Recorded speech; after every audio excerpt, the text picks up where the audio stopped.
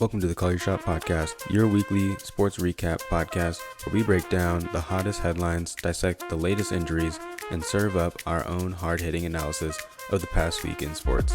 But that's not all. We're not just here to talk about the past, we're here to predict the future as well. On the Call Your Shot podcast, we boldly predict the outcomes of the upcoming week's games. In today's episode, we're diving deep into the Thursday night football showdown between the Kansas City Chiefs and the Detroit Lions. Plus, we'll give you a sneak peek into each division, reveal our divisional, conference, and Super Bowl champions, and cap it off with season-long awards. Enjoy the show.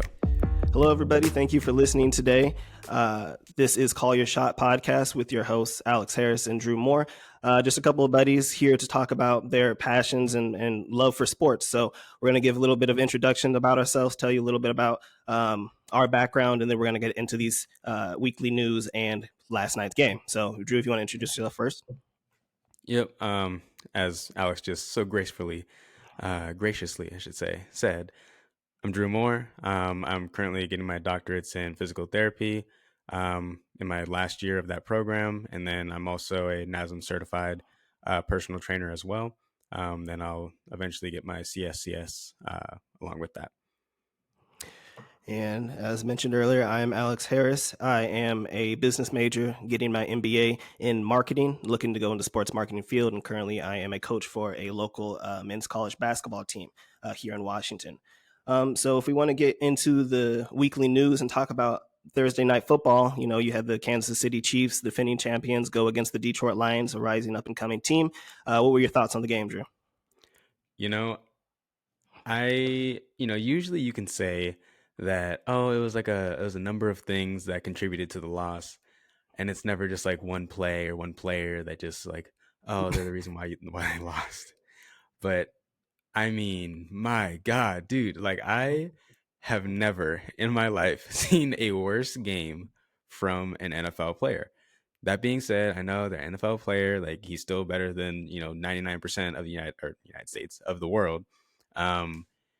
But still, I mean, Kadarius Toney, I'm looking at you, my guy.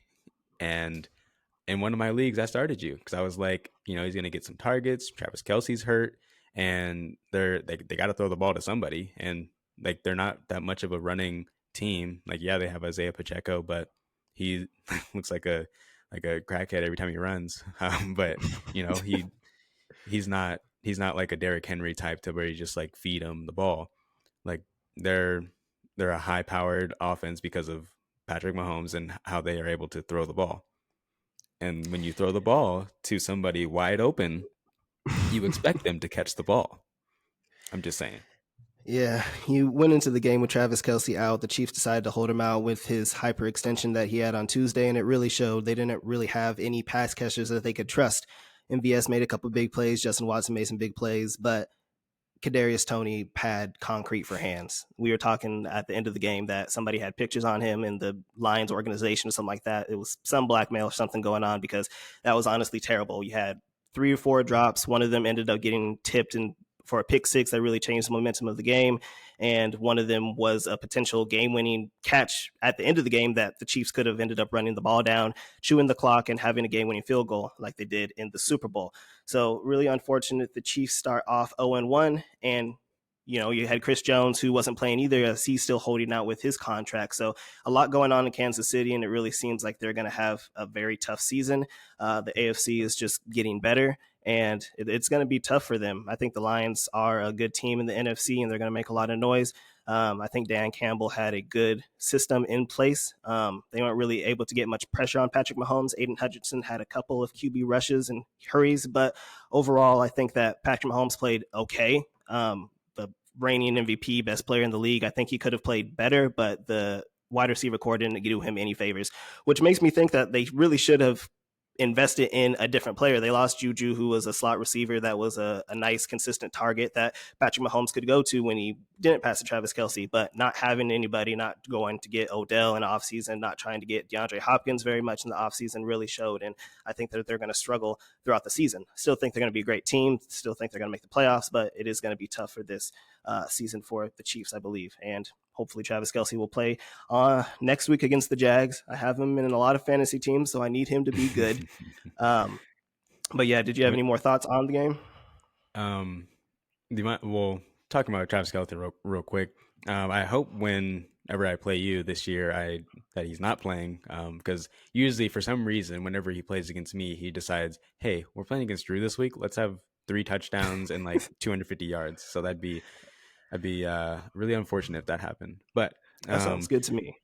I don't know about all that. But yeah, going back to like getting pressure on the quarterback and stuff, like yeah, the Lions were rushing the quarterback and everything and putting a lot of pressure on Mahomes, but it just goes to show, like last year, the Detroit was one of the worst teams in terms of containing the quarterback, and I think they were like fourth when it came to allowing quarterback rushes or quarterback rushing yards, and so like they do a good job of getting to the quarterback and flushing him out of the pocket, but then they don't do a good job of containing him after that, and that's just more so a scheming problem as opposed to the overall problem with the defense. Because as you can see, I mean, if you hold the Chiefs to 20 points, granted, few drop passes, Patrick Mahomes only third pick six in his career, and like no Travis Kelsey, that also contributed to it. However, I think that the Lions defense is much improved from last year. I don't think that they're going to be Agreed. in yeah, I don't think they're going to be in a lot of those games that we saw last year where it was like, like the Lions scored 50 something points, but then the other team scored like 60 points. You know what I mean? So, Shootout every uh, week. yeah, exactly. So I think that their D line is their D line is like is Hey, they got Hutchinson, but other than that, that's about it. They're like, okay, we're I just gonna mean, start double teaming him now. yeah, okay. You can double team Hutchinson, but also, I mean, you saw I forgot what their tackle's name is on the Chiefs. Oh yeah, the Home slot receiver. Yeah, there's the the slot receiver. Dude was literally he was basically he might as well just have been playing running back. Like False it starting was all ridiculous. every other play. Yeah. Um but yeah, I mean, I don't know. I think that they have a solid defense. My my only problem is still their secondary. People were running butt naked, open over like the middle of the field, and that's probably a product of C.J. Gardner Johnson, the former Saint. Thank God he's not on the team anymore. Because yeah, I mean, he could tackle, which is good, but he can't One defend it. Like he aspect. can't. Check that Yeah, I was box. like he can't guard anybody. Like as a DB, like that is your job. Like, Mm, yeah, it's also to tackle, but it'd be beneficial if you are able to defend the pass, so you don't have to tackle anybody. um, yeah, but yeah, and then one other note, real quick. I think going forward, we kind of saw this breakdown of how the Lions are going to use their running backs, and a lot of people are really high on Jameer Gibbs, myself included, and rightfully so because we saw what happened last year. Like they were one of the top teams in terms of running back um, production, and you saw with David Montgomery last night. I personally had the over on his rushing yards, a little pat on the back there, had a but couple break plays. that's fine. I'll take it where I can get it. And like my main reason for that was that the Chiefs were giving up. I think they were top five in rushing yards allowed last year, and then also you throw in the fact that they don't have Jones on the D line, and then you just feed somebody. Like that was the main thing with David Montgomery last year was just his David opportunity because of how much opportunity he got, and he got Mm-hmm. 21 carries last night. Um, and I think that obviously he's not going to get 20 carries every game, but I think that definitely 15 carries per night is in the cards for sure. Definitely, I liked how they used both running backs and kind of a thunder and lightning approach. Jameer Gibbs showed a couple flashes, had a couple big plays and things like that. But overall, I thought the Chiefs' defense played good enough to win that game. They only gave up one Mm-hmm. touchdown in the first half and one touchdown in the second half. You just happen to have uh, Kadarius Toney also playing for the Lions and Patrick Mahomes missing on a couple throws. I think that overall that both teams will be good. I think that the Lions have a good system, good formula. They've been a team that's been up and coming and rising over the past year, and especially towards the end of last season. So I think that they can make some noise here in the NFC. Before we move on, what are your thoughts on Travis Kelce's injury? I know he had the hyperextension, ended up just being a bone bruise, nothing with the ACL or anything like that. But from a medical standpoint, how do you feel that that's going to be going into the week 2 and for the rest of the season? Yeah, so I guess they were trying to do some pool workouts early Mm, on in the day yesterday, and he wasn't able to generate any power.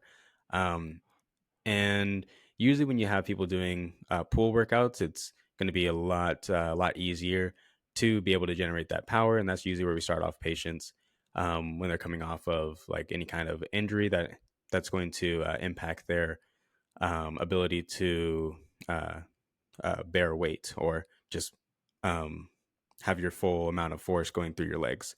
So, and if he's not able to generate force in a pool, it's kind of concerning, but at the same time, they say it's just a bone bruise. And I you'll be mean, with fine.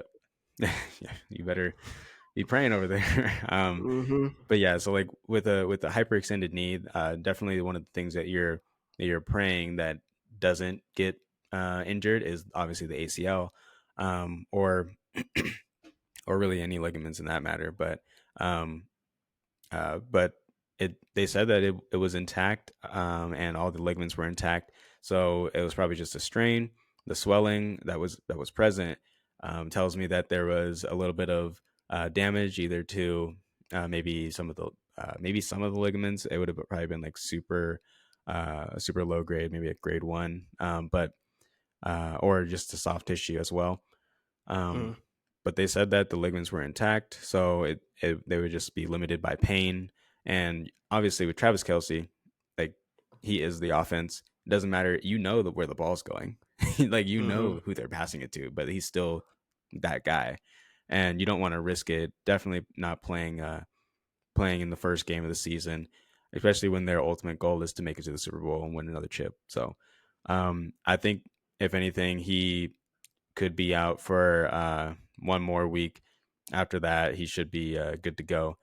Usually, time period for something like this is around like 2 weeks or so, especially if it's, or sorry, a week and a half to 2 weeks. Um, Especially if it's like something minor where the ligaments are intact and everything, but just limited by pain. So working on getting that swelling under control, and then also making sure that continue to build up that strength and being able to generate that power was really important for return to play. So No, his brother Jason Kelsey said he had the same injury and he played that same week. So I know a lot of people were hoping that Travis Kelsey would play, but I think the Chiefs ultimately did make the right move in sitting him out. Hindsight's always 2020. They sure could have used him. You had Isaiah Pacheco being the main pass catcher with 4 receptions, and everybody else I don't think had any more than 2. So they really missed Travis Kelsey, a reliable pass catcher for Patrick Mahomes. Unless you have any other news or notes on this game, we're going to move on to some of the other injuries that we had throughout the league. Mainly being Cooper Kupp, who battled with the hamstring injury in the offseason and training camp. The Rams underplayed it, and then towards the end of training camp, when they try to ramp him back up, he re-aggravated it. It's talked about seeing some specialists to try to see what the actual to get the bottom of the injury, and he's already been ruled out for week 1. And Sean McVay has said it's a possibility he'll end up on IR. Do you have any thoughts on that, Drew? yeah, I I saw this thing. It was saying he went to go see a body specialist. Mm-hmm. What is that? What is a body specialist? Like, you know what I mean? Like that leads me to believe that they are literally trying anything and everything that they can to get this man back onto the field, which is great. But if they're going to somebody that might not even have a professional title in the medical field, that that tells me that it's a little bit more serious than what they were talking about early on. That being said, when he had his hamstring problems in over the summer, he would have been just about fully healed by a couple weeks ago or last week when he re-aggravated it. And Mhm. that's a common thing with those soft tissue injuries, which is why I told you not to draft him. But I didn't draft him. I thought you did. Did you not draft him? No, I drafted Who Kelsey draft? instead. Oh my, Noah oh, drafted him. that's oh okay. I got you. I thought you drafted him. Anyways, but yeah, typically people with coming off of an ACL injury as well, hamstrings are going to be compromised, depending on where they get their graft from.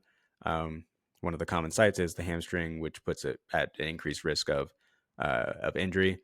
Um, but yeah, with so those soft tissue injuries like hamstrings, groin injuries, any kind of quad injury as well, those are going to be especially calf injuries too.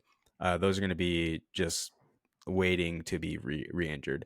Obviously, it's not going to be like, oh yeah, like 70% chance he no, like it's not going to be that high because I have some confidence in the medical profession that they wouldn't allow him to return to play before the tissue is actually healed. I'd hope That so. being said, um, it is a business, and that is that person's job. So sometimes they might push the athlete to get back sooner than when they're actually ready, and then they'll just be limited throughout the game, and then because of how much that player means to the team. Um, and then there was talk about PRP injections. Hmm. So PRP injections are basically just fancy word for plasma rich protein, which basically just means I'm going to take out blood platelets from one part of my body and put them into the part that's hurt, and basically that helps stimulate like the healing process. And it's been shown to be pretty successful. However, it sounds like he might also have some nerve involvement too, maybe some like sciatica going on.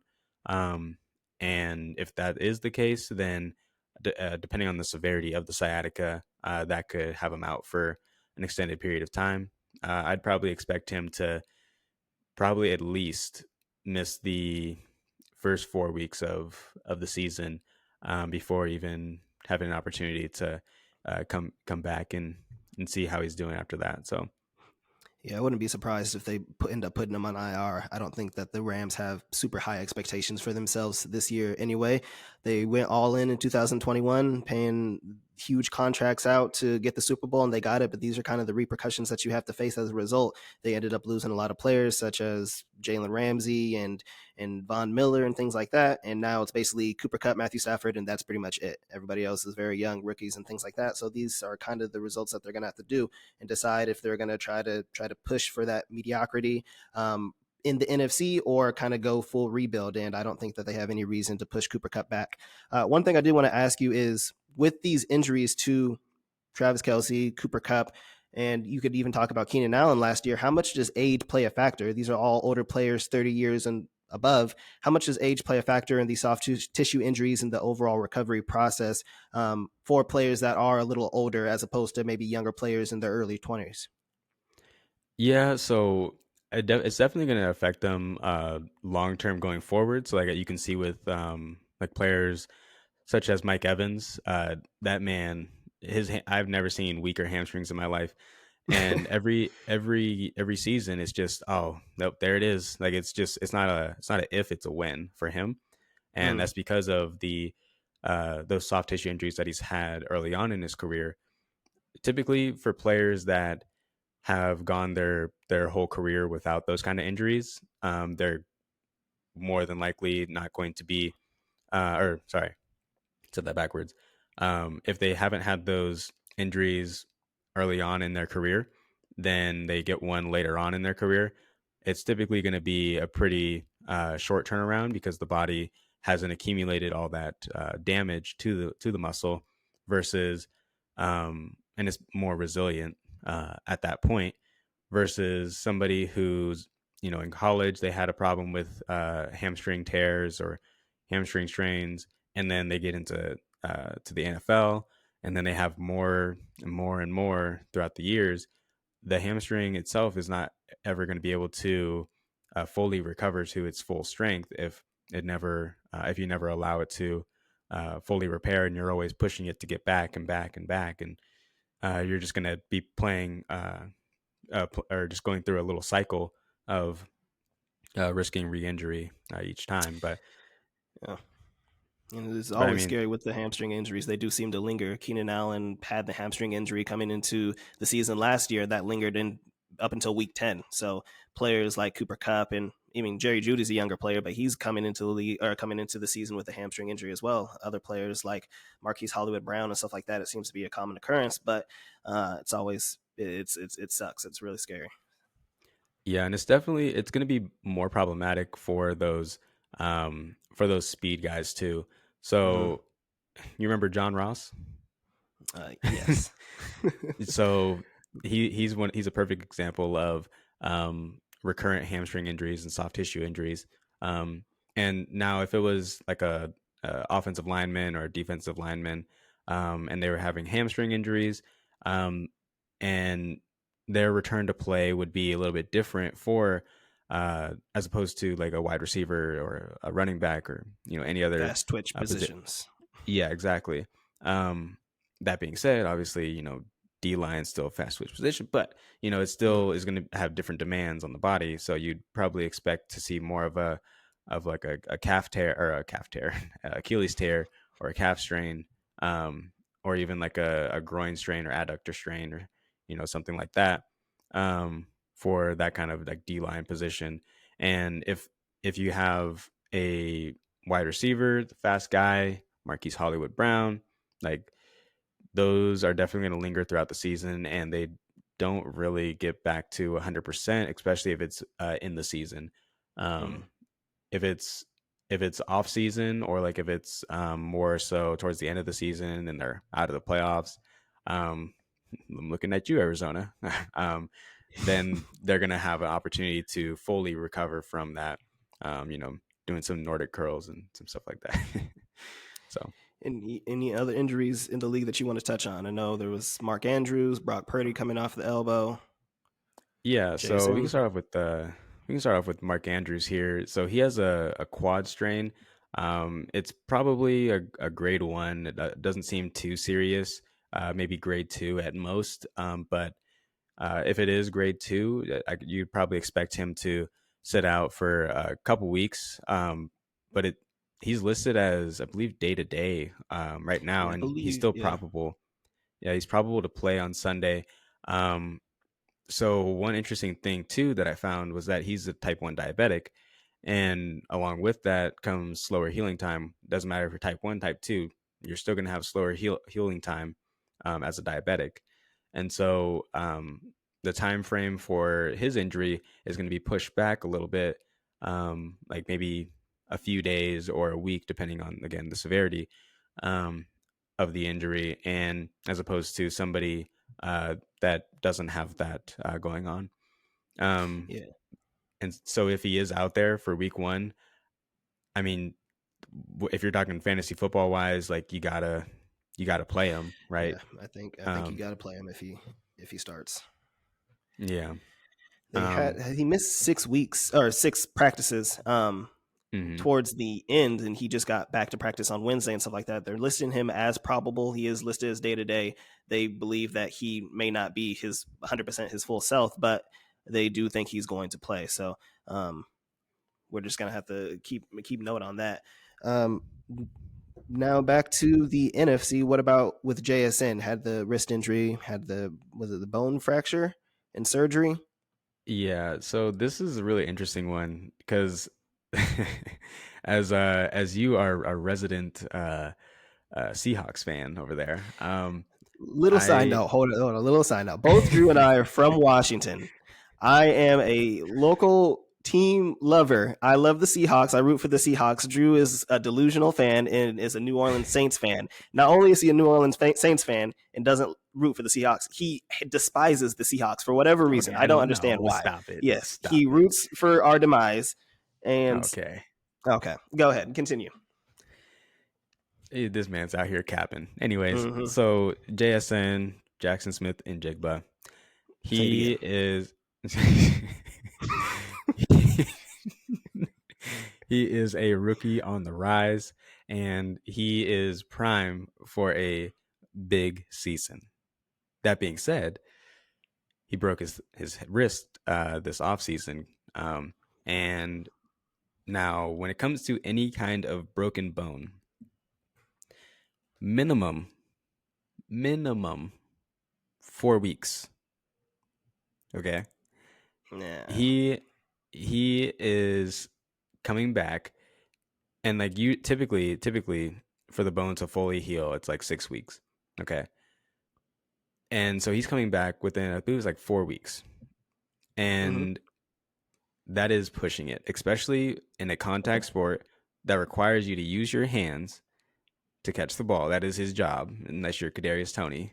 Like like this is a risky thing for a rookie who has a really bright future. I mean, we've seen in the past, Pete Carroll, like, oh yeah, they're fully healthy, and then like they don't play the game. You know what I mean? So Yeah. I if he doesn't play week one, I would not be surprised at all. If he does play, I am taking every under I can on his props, because he is not going to be 100%, and they should, at least they should not play him um, the full amount of snaps that they were planning on playing him. I agree. I think they should err on the side of caution with JSN. High profile wide receiver. I think he was one of the first off the board, if not the first off the board, in the draft. And I think that, you still have DK Metcalf, still have Tyler Lockett along with the running back. So I think that they'll still have more than enough weapons to be able to beat the Rams, hopefully without Cooper Kupp. So I do believe that JSN probably should sit out. And if he does play, I don't plan on using him at all in fantasy or anything like that. I don't think that he had a full chance to get incorporated in the offense in the training camp since he missed a lot of time with the injury towards the end. So game plan and script wise, I'm not exactly sure how much they would even utilize him if he did end up playing. So I'm kind of out on JSN at least for week one, but I think he has a great future and is a player that can ultimately finally or eventually replace Tyler Lockett, who I think is a great receiver, but is aging. So I think it'll be a great, obviously one of the best wide receiver core in the NFL. Okay. I think All so. Fully right. healthy, Okay. yeah, All right. and then maybe a little bit of I'll Homer give you chocolate. that. I'll give you that. Like that is definitely going to be a scary wide receiver core for sure. Like, Mm, because I mean, you got DK, like that man is just scary in and man, of his own. And then you got Tyler Lockett, who I don't know how he always finds himself open, or how he catches literally everything that's thrown to him. most Um, underrated wide receiver in the NFL. I, yeah, maybe, yeah. I It wasn't. It can't think of wasn't a any. question. It was Okay, a statement. okay, Thank you. okay. Anyways, but yeah, it's gonna be a real shame to if Jackson Smith and Jigba doesn't play this game, or even just in general, if he's gonna be limited in this game, because that's a really juicy matchup against the reeling Rams. Um, moving on to Brock Purdy. So Mm, Mr. so Irrelevant, but now Mr. Relevant. Mr. That's what we should Starter. call it. Goodbye, Yep. Trey Lance. And they they did Trey Lance so dirty on all these memes and stuff like that. That might be Anyways, go down as the worst pick in NFL history if he hundred doesn't end up. percent, So 100%. unfortunate. But Brock Purdy, And yeah, Brock Purdy. So last season he tore his UCL in the worst time possible, at the worst time possible. NFC It Championship. was NFC Championship, January 29th. Remember, like it was yesterday. You sound like a 49ers fan. I was there. It's my quarterback. Exactly. And not only did he get hurt, then Josh Johnson got hurt right after that. So then he had to go back in and finish the game without being able to throw the ball. I thought Kyle Um, Shanahan was going to get there and throw some passes, man. They had nobody. exactly. I thought George Kittle was going to line up a quarterback, throw some stuff. But Right. anyways, so so yeah, he underwent surgery on his UCL, and this is kind of where football differs from baseball. So Brock Purdy is actually the third quarterback to have a UCL tear, which is kind of interesting, because you'd think, you're doing that throwing motion and the arms going back like this and then going back like that, which is a perfect mechanism for injury of that UCL. Mm. It's right here on the front part of your, or the inside part of your elbow. And when it goes back and gets snapped back like that, um, that's how it just pops. And so he underwent reconstruction, or sorry, not reconstruction. He underwent he opted not to get a Tommy John surgery, which would have been reconstruction, which is typical for a baseball pitcher or any Mm, baseball player. Shohei Otani, perfect example. He had Tommy John surgery, came back, MVP, and then snapped it again. So for him, he would have to do another Tommy John surgery. And when it comes to baseball, the reason why they have to do a Tommy John as opposed to what Brock Purdy did, which was an internal brace, um, is that they have so much volume of throwing over time, and that mechanism, like to where they're the way that they're throwing the ball in baseball, is extremely detrimental uh, to the tendon, and then along with that, there's like ossification, which basically just means bone growth in that area as well. That's also going to be make them not a candidate for um, to use internal bracing. Now, that being said, a lot of people were worried, like, oh, is he going to be ready for next year? Like, he's going to have to get Tommy John. So, with internal bracing, a benefit is they have I believe it's like 92 to 95% success rate. And mm. sometimes they even come back and they're better than they were before, which is kind of crazy to think about.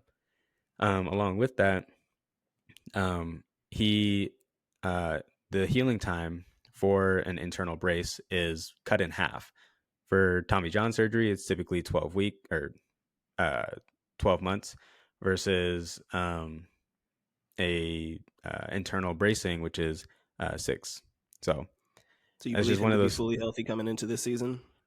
I do believe that he is fully healthy coming into this season. Obviously, might be a little rusty coming back, and another like huge thing for any injury really is the psychological factor um, that comes into play for that more so with the ACL, but just being able to trust your arm again is going to be huge for him. Um, and then along with that, being able to take a hit and like realize that okay, my arm is still good and like I still can throw the ball and stuff. So yeah, I mean, you know, he got injured end of January, February, March, April, May, June, July. That's when he should have the ligament itself would have been fully healed um, from the surgery, and then you're building up strength all throughout that period as well. So I think he is prime and ready to go to maybe the Super Bowl. I don't Stop. know. I don't Stop. I do know. know the 49ers have very high expectations. They've always been a great team, have great weapons, and with the addition of C-Mac last year, and then a great defense as well with Nick Bosa getting paid. But I just don't know. They battle through injuries every single year. We'll get a little bit more into that when we get our division rankings, but I don't know. It seems like the 49ers always have everything that they need, except they have to battle through injuries and they can never get it right at quarterback. But last year, Mr. Irrelevant ended up being a diamond in the rough for them. And I believe he went like, what, 7-0 in every game that he played and finished, and ultimately ended up losing to the Eagles when he got hurt. But if he's able to play this season, I think that the 49ers could be really strong contenders if they could stay healthy, but we will see. So after that, we're going to get into our division winners, Drew. So we have obviously 8 divisions to get through. So if you want to kind of we both can just pick a division. We can say kind of what we believe is going to be the winner, maybe a wild card coming out of the division as well. And then just kind of, maybe talk a little bit about that and then just move on to the next one. So do you have one that you want to start with? Um, yeah, we can finish with the AFC because I feel like that one the AFC is just kind of tough in general to kind of Okay. pick this year. We can start off with the easiest one, NFC South. Um, and I mean, it's no mystery what's going to go down in this division this year. The Panthers. Saints, stop it. Okay. The Saints literally have like it's ridiculous how easy of the schedule they have this year. I When I was making my power ratings this year, I was looking at each team that they were going to play this year, and I'm like, okay, well, I mean, yeah, they're going to win that, and okay, well, I mean, they're not going to lose to the, like that. Okay, well, they might take one from them, like the Atlanta might take one, they might Mhm. split it. Um, but I mean, it's just ridiculous. Like now this week against Tennessee, that might be a loss right there. But then going against Carolina, Green Bay might be good. But Tampa Bay, New England, like Houston, come on, like Yeah, when I was going through the I schedule, I had them finish with 12 wins, and I was like, "What?" no, literally, I didn't like it. no, for real. But That's why I was like, okay, I gotta. Am I being a homer here? I gotta mitigate my expectations, you are. and then okay, no, stop, and No, then I agree. and then like I was going back through it, and I have them I have them ranked as my where am I at here? As my 16th best team. Like and I still have them winning that many games. Like Yep. it's this I ah, I I'm believe I'm that at a they loss have for words. obviously one of the easiest schedules, and out of every division in the league, not just the NFC, I believe that that is the easiest winner coming out of the NFC South. For the rest of the league or rest of the division, I have Falcons, Bucks, and then Panthers, and then I don't have any of those teams making the playoffs as a wild card team. Uh, I don't. I hope that you don't either, but Yeah, I have the Panthers yep, sneaking in as a wild card and no. yep. So Um yeah, yeah, so I mean it's really just I also had the Saints at 12 wins, and it's kind of crazy because like I can't bump up their rating anymore, and I can't bump it down any less without it being without like interrupting the other rankings that I have with teams next to them.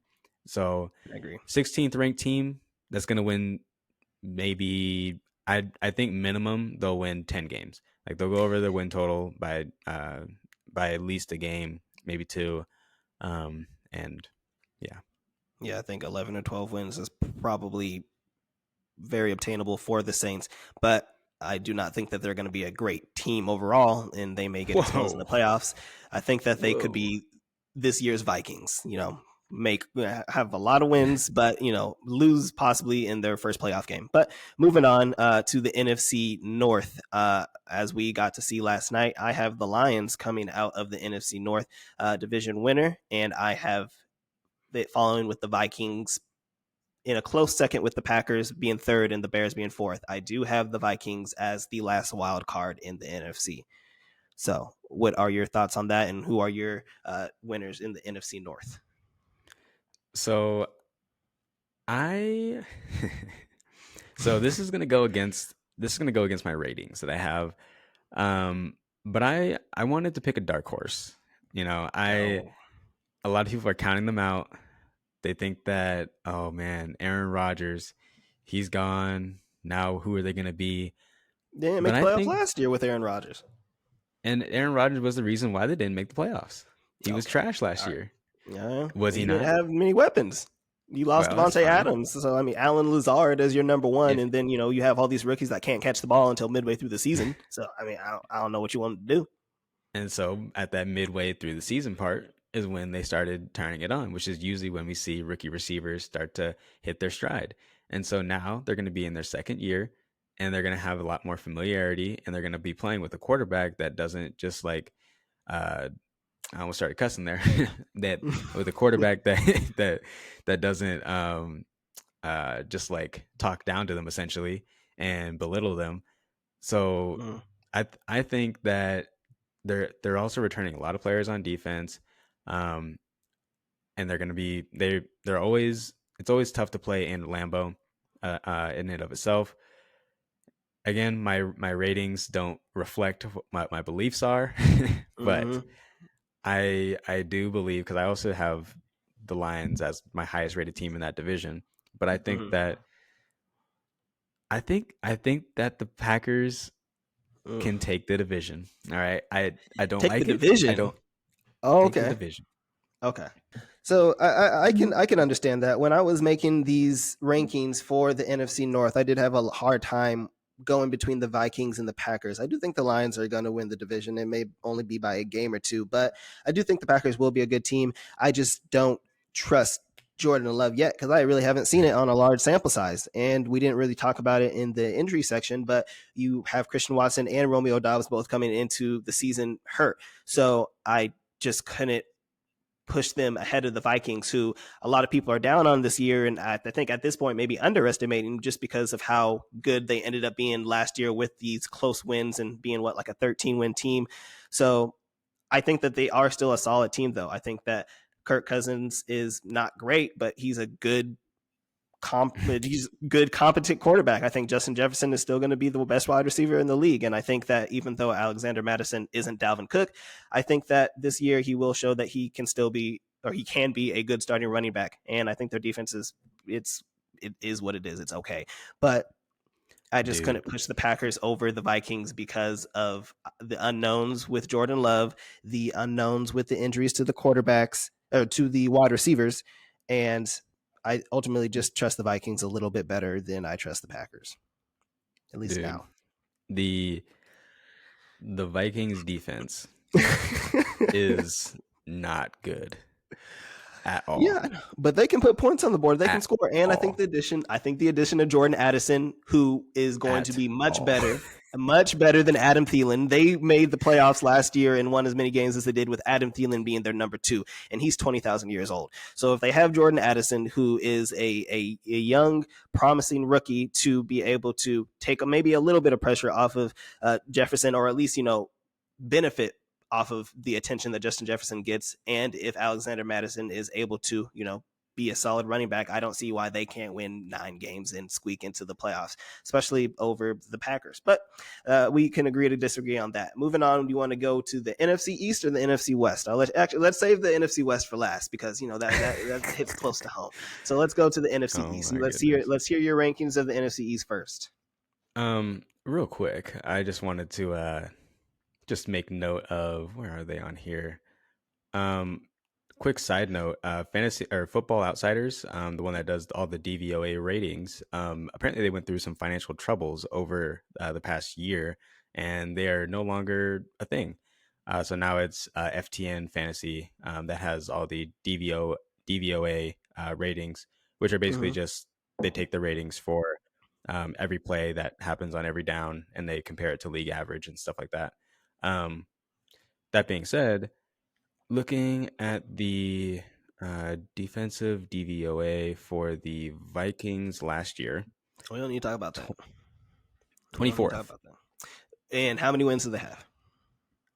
That does not matter. How many Uh, one score games did they win, or like Like I like understand that, but they won them. Like they played some dude, really good teams, and it was like a NFL setting record for the most like one score wins and things like that. But I mean, at the end of the day, they did it, and I think that when you have a potential chance for a game winning drive or something like that in the fourth quarter, if I have Justin Jefferson on my team, I'm going to feel confident. And I think that they're going to come back to earth this year. They got exposed last year when they played a solid team in the Giants in the playoffs, getting bounced. But I think that they will still be a solid team. And I think that they will be able to beat the Bears. I think they'll be able to probably split with the Vikings or split with the Packers and the Lions. And I think that their schedule isn't terrible. I just have concerns about the Packers and quite a lot of question marks. And they're already coming into the season hurt. So fair enough, fair I don't know enough. about that.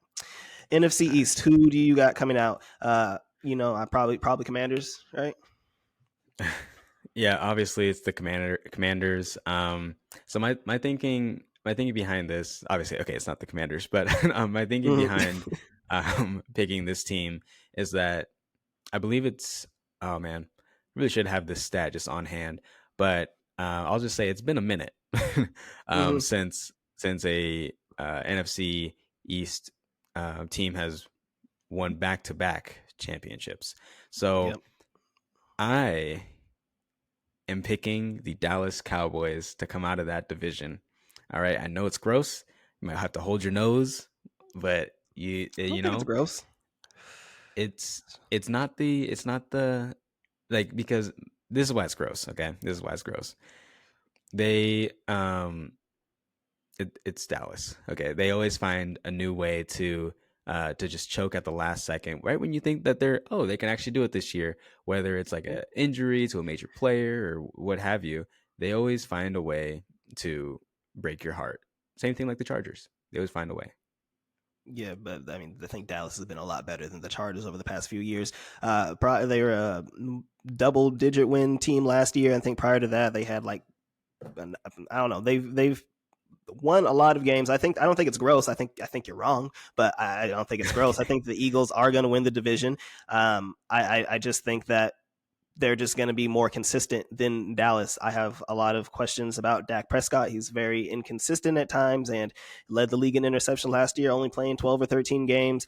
I have Tony Pollard in fantasy this year, but there are a lot of question marks. Can he handle the workload of a bell cow running back? Because they didn't bring anybody in the offseason that is going to spell him or take away touches. I don't think Deuce Vaughn, being our height, is going to do anything, or at least much. So it is going to be the Tony Pollard show. Is he going to be able to stay healthy and maintain?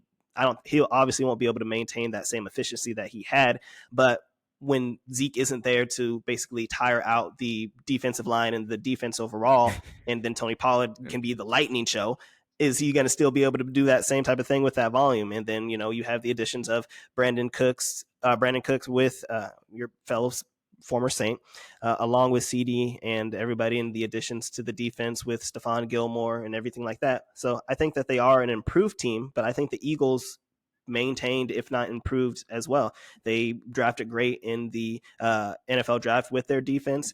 And I think that at the end of the day, I trust Jalen Hurts more than I trust Dak Prescott. And I think that's what it's going to come down to. I think their defenses are comparable, but overall, I think the Eagles offense is going to be much better than the Cowboys offense, which is why I have the Eagles winning the division and the Cowboys being the number one wild card. I do not have the Giants or Commanders making a wild card. I think it was kind of an anomaly last season when nobody saw the NFC East coming with three teams making the playoffs out of that division. But I do think it's going to be Eagles and then going to be the Cowboys. Yeah, see, I hear you and I get it. Okay. Like I said, it's you trust Dak Prescott. I just want to hear you say it. You trust Dak Prescott. This could be our first bet. This could be our first bet. This is why I said it's gross. You guys are gonna have to hold your nose when you're going through it. All right. The Cowboys are still going to win 11 games, but I just don't think they're going to win. Yeah, and so they have their receiving core is finally healthy. Last year they had so many injuries, and it was literally just CD Lamb, and then just insert. Oh, okay, let's throw in Michael Gallup. Oh, you're hurt now. Okay, well you're back hurt again. Okay, let me just get out of here again, and then you just have a bunch of random people. Yeah, no Dalton Schultz. That's fine. We don't need him. The Cowboys, the Cowboys he just got the bag. are. Yeah, exactly. The Cowboys are a great team when it comes to developing tight ends too. So I like Ferguson. I have no doubt that they'll be able to make up for his loss, albeit not that big of a loss, honestly. But All right. Yeah, Tony Pollard is absolutely prime for a massive year. I think he could be. Okay, he's not going to push for the MVP, but he could push for fantasy MVP, which is what I care about more so. I agree with and that.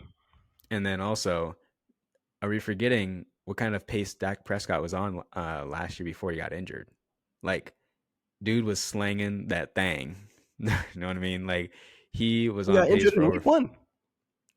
I'm thinking 2 years ago. My bad. Where he was on pace for. I got you. Yeah, on pace for 5,000 yards. And then, but that shows the inconsistency. One year he could look like MVP, the next year he looks like Jameis Winston. So like what? No, so he comes back. So he comes back week 1, gets hurt, but then when he comes back later on in the season, everybody else on his team is hurt.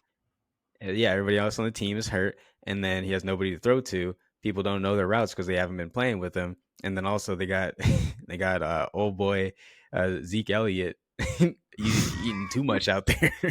Hey, he was a pile pusher, and he was a great goal line back for them. I think that they are going to miss him at times because I don't think Tony Pollard is going to be a goal line pusher. I don't think that he's going to be the need to be. biggest. Yes, he does.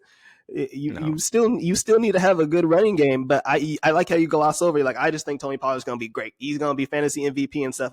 He's a smaller back. Do you Hmm. think he's obviously going to be able to sustain that workload? Because like the only thing I can really compare it to is like Christian McCaffrey in his earlier seasons, rookie and sophomore year. A lot of people didn't think that he could have a full workload. He would have to be used as more of a gadget back because he was small in stature. He ended up putting a lot of weight and now is a workhorse back. But do you really think you have confidence in Tony Pollard not potentially facing injury? Because I have Tony Pollard in fantasy too, but I do have concerns about Tony Pollard and with that amount of work. I think that the way that he can maintain this workload is obviously they're not gonna, like I said before, he's not Derrick Henry. Like he's not You gonna ain't gonna get, give him 30 rushes a game. yeah. But I think that 12 to 15 carries along with like a few plays out of the backfield 5 are, receptions. yeah. I think that's plenty to keep him healthy and keep him out of the arms of like those giant defenders and stuff too. So I think, yeah, he's well equipped with the ability um to stay healthy. He's not one of those guys that thinks that they're bigger than they are. Like uh well, he's I mean, what I mean by that is he's not like Leonard Fournette where he just looks at a defender, come on, and then lowers Isaiah his shoulder and Pacheco. tries to run. Yeah, exactly. Like he's not one of those kind of guys. Like he's more of like the Alvin Kamara kind of type. Like, okay, like I'm gonna get out of the way. Oh, I'm actually just gonna like run out of bounds instead of like run through this guy. Like so I'm that just that's very concerned because last year he was the lightning to Zeke's thunder, and he still got hurt. hey man, I'm just saying. So, but I'm just saying. okay. And Wait, then lastly, also just what's up? one quick thing. So Dak Prescott led leagues in interceptions, right? Right. Last year. So how many wins do they have?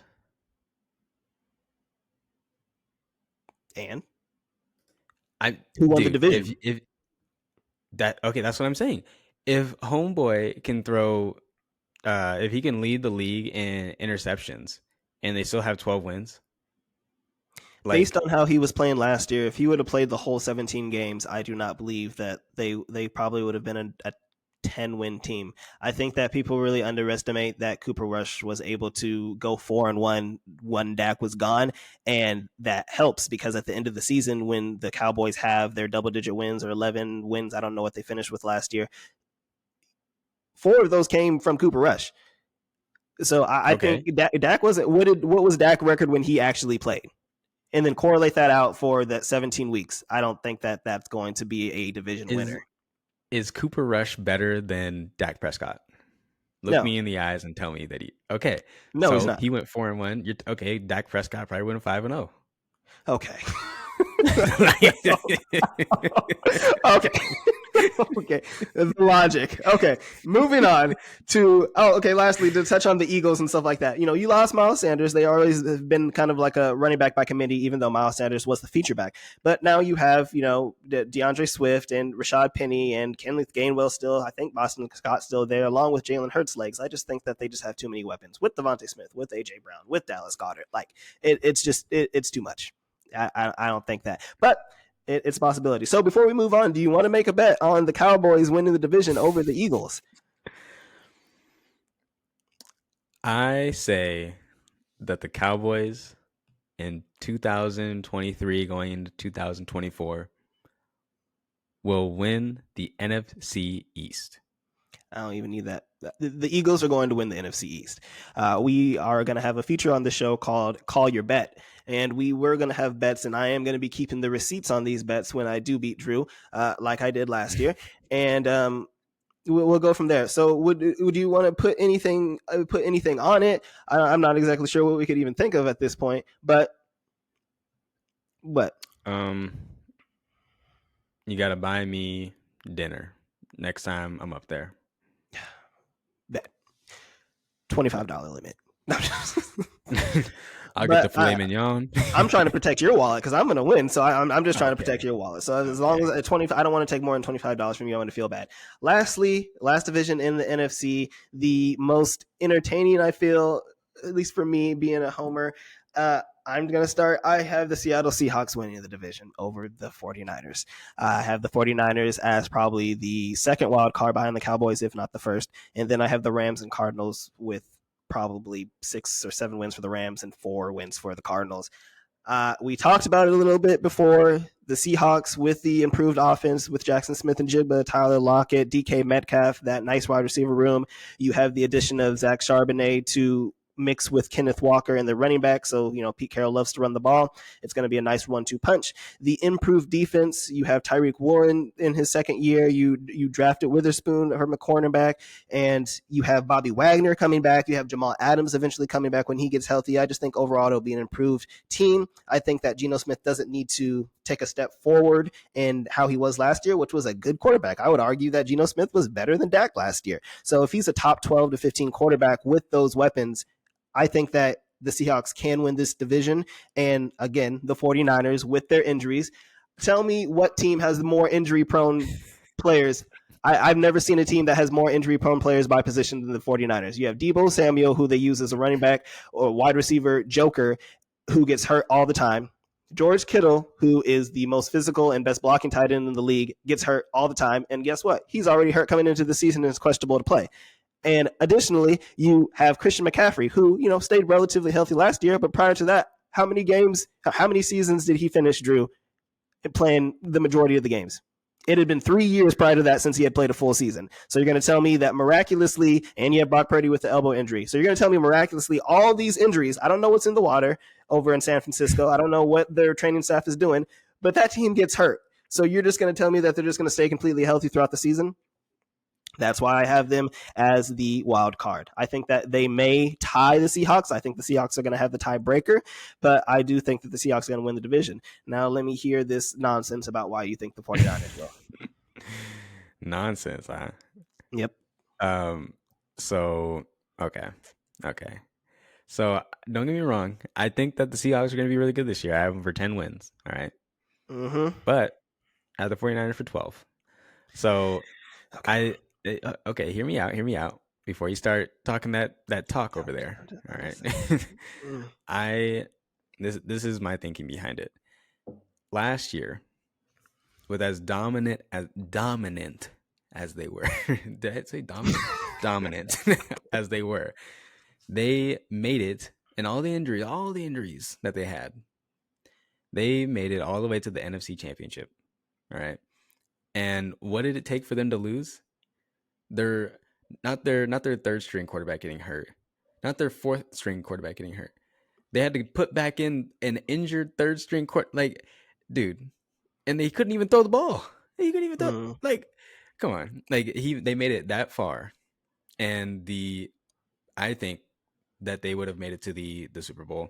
Now Arguable. whether they would have won, Nope. whether they would have won or not is Another another L. story. That would have been a rematch and Okay, another L from my okay, homeboy. but they yeah, I think that last year was just the beginning for Brock Purdy. I think that he really shown that he is capable of making deep runs and making plays when need be. Now, that being said, he obviously not going to win every single game. Like, let's be a little realistic here. But that being said, but again, he's he's he's fully healthy, back from his UCL injury, like I said, You and sure about it that? okay. He he if he did have Tommy John, I would be pretty concerned about him coming back this early. Mm-hmm. But internal bracing, 6 months, and they're good. Great results. 92 to or 93 to 95% or 92, whatever it was, to 95% return to play. Um, like What about I his think that broken weapons? his weapons are fine, other than George Kittle. George, okay, hear me out. Okay, listen, listen, Every listen, year. listen, listen, listen, listen, listen. All right. Mm-hmm. So yeah, George Kittle's hurt, and they had a great rapport last year.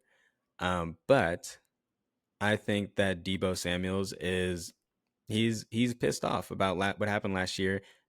I saw this thing.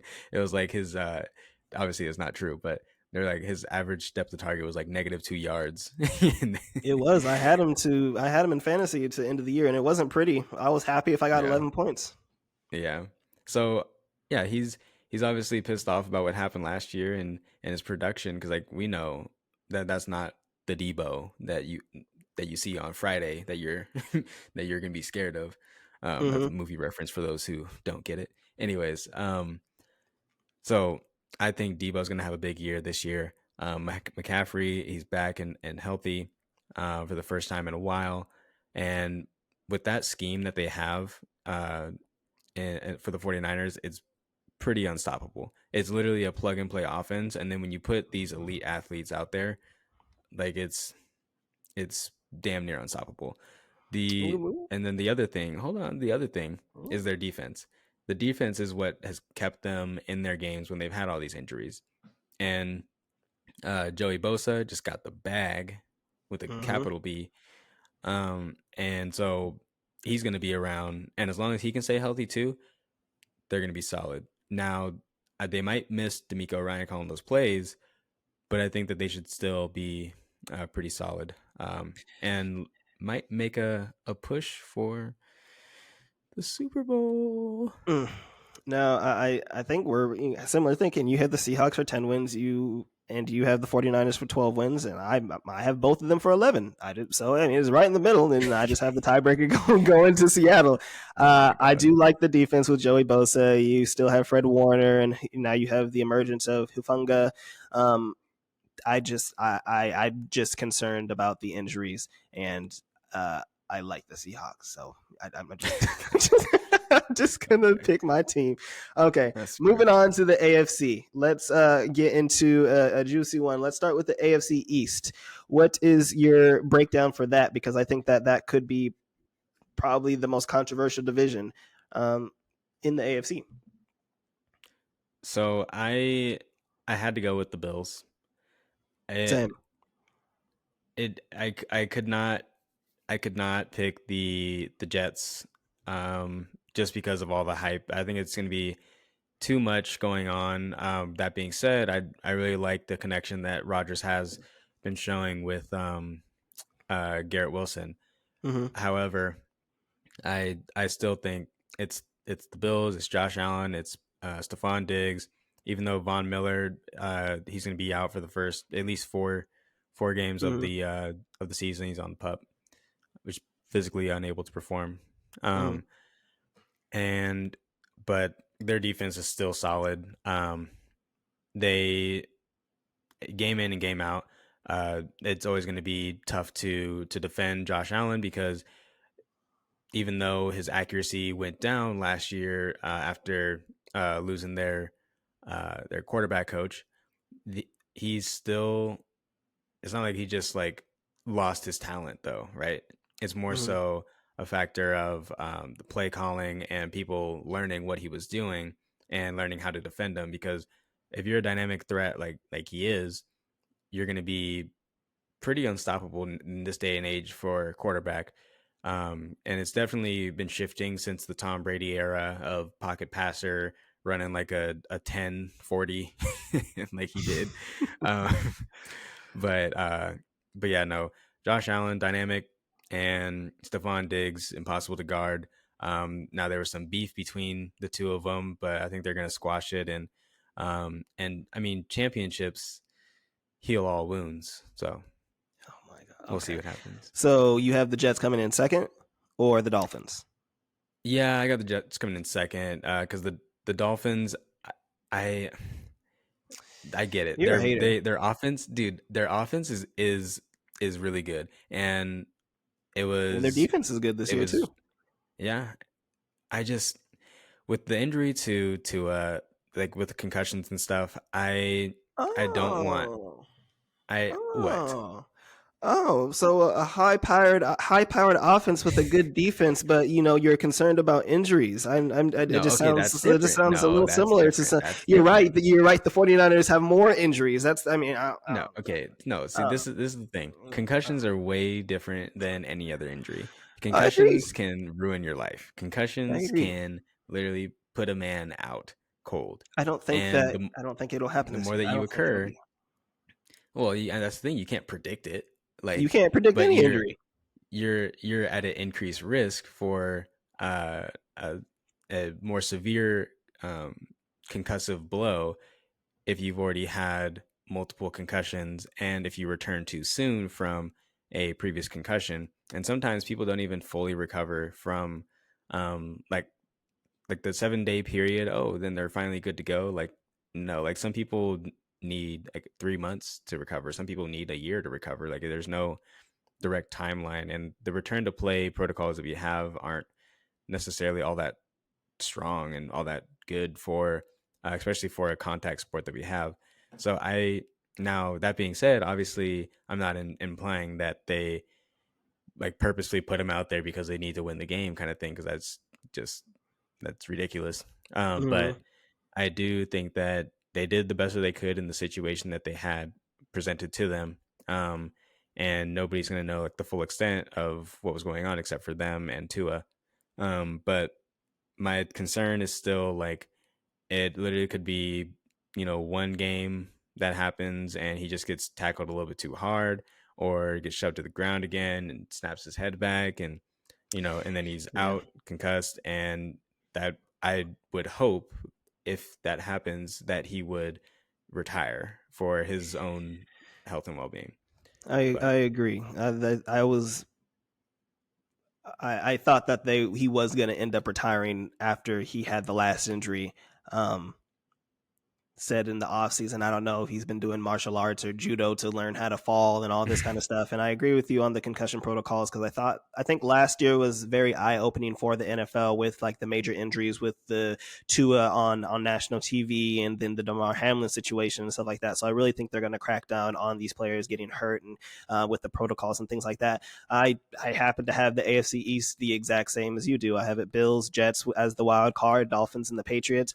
I went back and forth on the Jets and the Dolphins because I do believe that the Dolphins have an extremely high-powered offense, and you just can't stop speed. They scheme Tyreek Hill and Jalen Waddle great, and you have the additions of Devon Achane along with Mostert, even though Jeff Wilson is starting on IR. I just believe that they're going to be a high-powered offense, and if Tua stays healthy, have a chance to compete for that wild card. But I just think that like you said, the Bills are the Bills. I think people are underestimating somehow Josh Allen now that he had a lower season last year, which still ended up being a great season compared to most quarterbacks. But people forget the fact that he was battling through injury too. I believe he was the elbow injury or something like that. yeah, And I it think was a that this year similar fully thing. healed. It was a similar thing with Brock Purdy, except it was just a strain instead of a full tear. So like that alone as a quarterback, like that Having to literally battle is through what that throughout allows the you. entire season. Yeah. So, and Brock Purdy described it as like he had this like insane burning pain going down his hand, and then also not really being able to fully grip the football, and so like dealing with that like the whole season. I think people are going to really see a different Josh Allen this year I as agree. opposed to last year and stuff. So, I agree. So that's why I have the Bills number one in the division. I think that again the connection with Stephon Diggs is arguably the best in the league. I think that this year, I think people were a year early on Gabe Davis. They were really talking him up last year, based on what he did in the playoffs that year prior, thinking that he was going to be like a should have been a fourth, fifth round pick and things like that. But I think that he will have a better emergence this year. And I think that giving the keys to James Cook in the backfield, as opposed to just having Devin Singletary as the main running back, I think that there'll be a much more explosive offense, and I still think that they will have a solid defense. The Jets, I do believe, will come in second. I think that Aaron Rodgers, I think that there is going to be a lot going on. You had the hard knocks and all the pressure and things like that, and they're making these big claims, and their defense is talking about being historic and all this kind of stuff. But I think that they will still be a good team. I think Aaron Rodgers will still have a lot more weapons than he did last year. I think it'll be an upgraded, basically Packers offense. So you're going to have Garrett Wilson, you're still going to have Alan Lazard and Randall Cobb, but you're going to have Dalvin Cook, who was a Pro Bowler last year and ran for like 1,300 yards, and Brees Hall, who although is coming off the injury, I think as the season progresses and he starts to heal more, I think it's going to be a great 1-2 punch. And I think that Aaron Rodgers is going to have a ton of weapons. So I think that they will edge out the Dolphins. And then I think the Patriots, unfortunately, are going to finish fourth, and people are really going to start talking about Belichick and again bring up the fact that Tom Brady was the reason that they won the Super Bowls and the dynasty and things like that, because Mac Jones is not it. I'm sorry. And they're not Mhm. giving him much weapons overall. Moving on to the AFC West, I'll get this one started. Even though they lost last night, I still do believe the Chiefs are going to win the division. I believe the Chargers will be a very close second in the wild card. I think that, and we'll talk a little bit more about this later, I think that Justin Herbert has a very great chance to be MVP. He's surrounded with crazy weapons. You have Austin Eckler, you have Keenan Allen, you have Mike Williams, who are all starting the season healthy for the first time in a while. And then you have the addition, I can't remember, is it Quentin Johnston, the Yeah. wide receiver that they drafted? So I think he has great weapons. I think the defense, now that it's healthy with Joey Bosa and with Khalil Mack and with their solid secondary, I think they'll be much improved. And most importantly, Justin Herbert's healthy. So I think that him having to battle through the rib injuries and everything last year, it just kind of fell apart for them. So I think they're going to be a great team. I think the Broncos are going to be improved under Sean Payton. Shout out Saints. You I think they think they're will be going to improved. be? You can't be any worse. I think they'll be like a 7-win team. I think they'll be a 7-win team. Jerry Judy injury is kind of concerning to me, because with the hamstring and the risk for re-injury and all that kind of stuff, and having Cortland Sutton as your number one option doesn't sound too great. But I think that you can't be much worse than that. Like, it was bad. It was bad. And I know that you had a lot of stake and claim in the Broncos God, offense last year. Drew drafted every single dude, Broncos I player. was He was on the bandwagon. hurting last He was year. on the bandwagon. But again, I think that this is going to be like a year. People are a year early on the Broncos and stuff. I don't think Russell Wilson is that washed. I think he's far from the Pro Bowl, borderline All Pro, former MVP candidate player that he was in the past. But I think that he still has something left in the tank. And then the Raiders with Jimmy G, I think that you'll still have relevant fantasy players like Devontae Adams and Josh Jacobs. But I don't think the Raiders are doing very much. So, what are your picks in the AFC West? Yeah, so AFC West, I think it's no mystery that like it's wash, rinse, repeat for the Kansas City Chiefs. Um, they it seems like every year since Mahomes has started, they just keep on just going to the AFC Championship game. So This will be the toughest they year. it definitely will be tougher than Okay. than previous years. Maybe the toughest, especially because I don't think that they're going to make it to the championship. Um, Travis Kelsey's hurt. but Chris Jones is talking about holding out midway through the season. Like, I mean, yep, that's tough. yeah. So I think it's really easy to say Kansas City's gonna make it, but I mean recent history, um, has just shown that regardless of what the Chiefs have going on injury wise, losing Tyreek Hill or whatever, they always seem to find a way to win, except for last night, when they have time to prepare. I believe that if they would have had, like, if they would have known about Travis Kelsey, like maybe even a few days before, they would have been able to scheme up some plays for, was it that guy's name? Something Bell, who Noah Bell or something like vultured, that. yeah, vultured, Oh my goodness! uh, Don't talk about the dynasty tight ends, bro. You had vultured no a business starting them. touchdown from Noah Gray, which is it's whatever, but I'll get over it. Maybe not, but anyways, and then so going over to like what you were saying about the Chargers, I'm a big believer in Justin Herbert. I have a lot of stake in him this year. Um, I think that he could push for MVP. I don't think that he'll win it, but he could I push don't for think it for they'll sure. have enough wins. Yeah, and then it's the same thing that you were saying about the 49ers, with all their injuries. Keenan Allen, he's going to get hurt this year. We just know it. And then Mike Williams, Don't say he'll that. have like Mike Williams will have like a 10 catch game with like 350 yards, and then at the end of the game he'll like land weird and like break his pinky toe or something, and then he'll be out Facts. for miraculously like the whole season. But then they'll bring him back after saying that he's out for the whole season. He's like, "No, I'm back, guys," and then he'll go back out there, another 250 yards, 3 touchdowns, and then he'll get hurt again, and then he's like, "Okay, actually, now I'm done for the year." And then you'll Mm-hmm. be like, "Okay, what are we doing?" Along with that, uh, their offensive coordinator is gone. Thank goodness, because the plays that they were running were just dink and dunk. When you have a guy like Justin Herbert that with broken ribs can sling the ball like 80 yards down the field, maybe not 80 yards, but like, Okay. 50, 60 yards down the field. Mm-hmm. Um, and you're not doing that, you're not using his skills, and you're not passing the ball down the field. Like you're literally just dinking and dunking to Austin Eckler, who it's really good for him.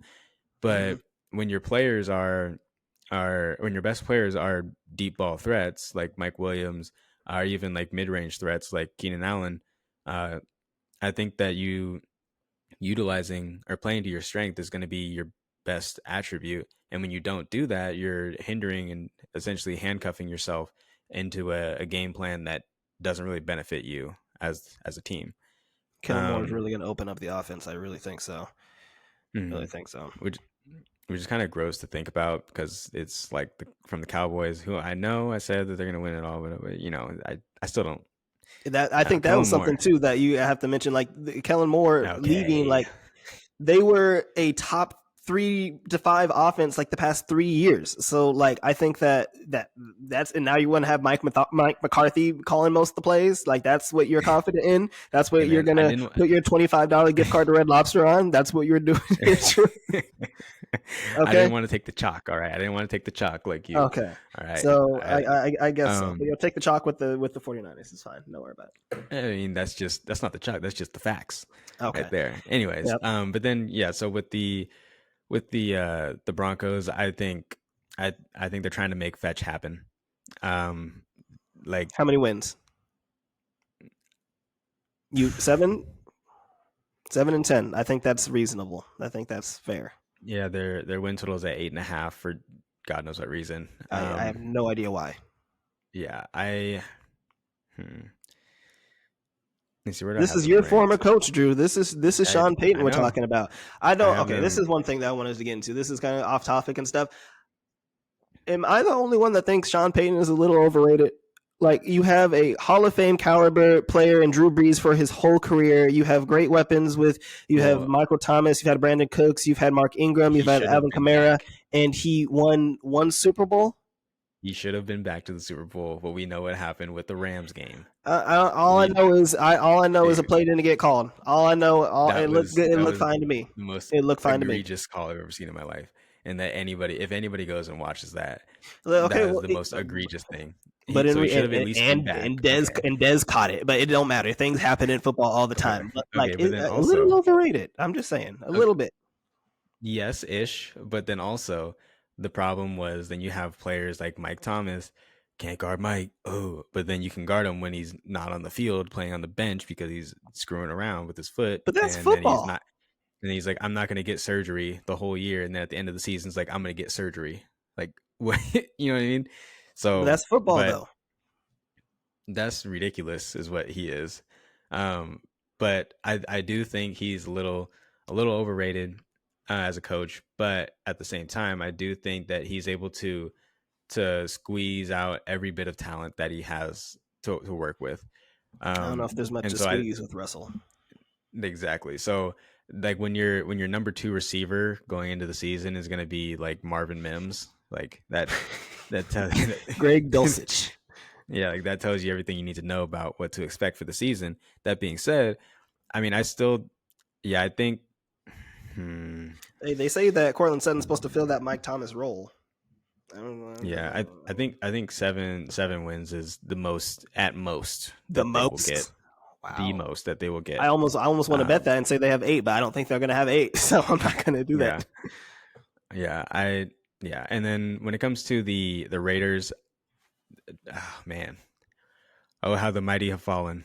Not so mighty actually, but they did have a pretty solid season um, last year. But I just think that with Jimmy G, I think he's a um, downgrade. yeah, well. especially since Derek Carr had been in that offense Mm, for so long. I guess in that sense, yeah, because you got to learn like the offense in and of itself. But I think it's more of like a pretty um, Jimmy lateral move. Derek Carr will swing that a little bit. Yeah, I mean Jimmy Garoppolo was low key pretty solid. It was a low key a pretty solid quarterback. Like the only problem that he had was he occasionally, when you needed him most, like the Avatar, he He he would vanished. disappear. Anybody can be a solid, unless your name's Trey Lance. Anybody can be a solid quarterback for the 49ers. Maybe we'll You find out. So, well, okay, he was formidable for the Patriots too. you Anytime that had he, Chris Mullins and C.J. Beathard and yeah, Brock Purdy, like all, I you hear know what you. I'm saying? Yeah, I hear you. But I mean, yeah. That being said, I have 4 wins. So, Okay. so Side note: do you have the Cardinals for more wins, or do you have the Raiders for more wins? oh, easily the Raiders. Like I'd be surprised if the Cardinals win a game. Like I kid you, dude.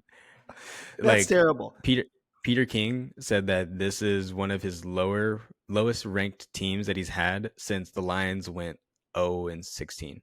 What about the Browns? No, Didn't they like go like winless with like a tie or something like that? yeah, but I'm just saying what he said. That's what he Also, said. okay, again, we're getting a little bit off topic, but this is what I needed to talk to you about because this is a problem, and this is probably your fault. So, the Cardinals this year, the over under is 4.5 wins, which again, I don't understand how it's Um, that high. so the market after who was it? After they released Colt McCoy, Hmm. the market went down to 3.5. So, Okay, well, I'm just gonna um, call it four. Let's just say four, and because what you have Joshua Dobbs as the starting quarterback now. yeah, Do you know what the Seattle Seahawks projection was last year? I know. Whatever. That's Okay, so dude, stop rude. it. 5 wins. Stop it. They're basically. It's What do you mean? it's not going to be that. Let me No, no, see no. I'm not what saying. I'm they're not saying that the Cardinals are good. I'm saying people were disrespectful to the Seattle Seahawks last year because they're basically saying that the Cardinals are supposed to be last year's projected Seattle Seahawks. Like the Seattle Seahawks were projected 5 wins compared to the Cardinals projected 4 wins this year, and just because actually Russell okay. Wilson left, that's rude. Last That was year, rude. last year the Seahawks were projected 5.5 wins. With And before, and yeah, the so Cardinals were projected 4.5 wins until this recent news came out for okay, the whole at offseason. least okay, but at least 5.5 wins juiced to the over, so it was pushing up towards the over -125 versus the Cardinals. It was uh, it started out at 4.5 wins, and then it moved down throughout The, the off it season. shouldn't have even been close. The Cardinals have nothing.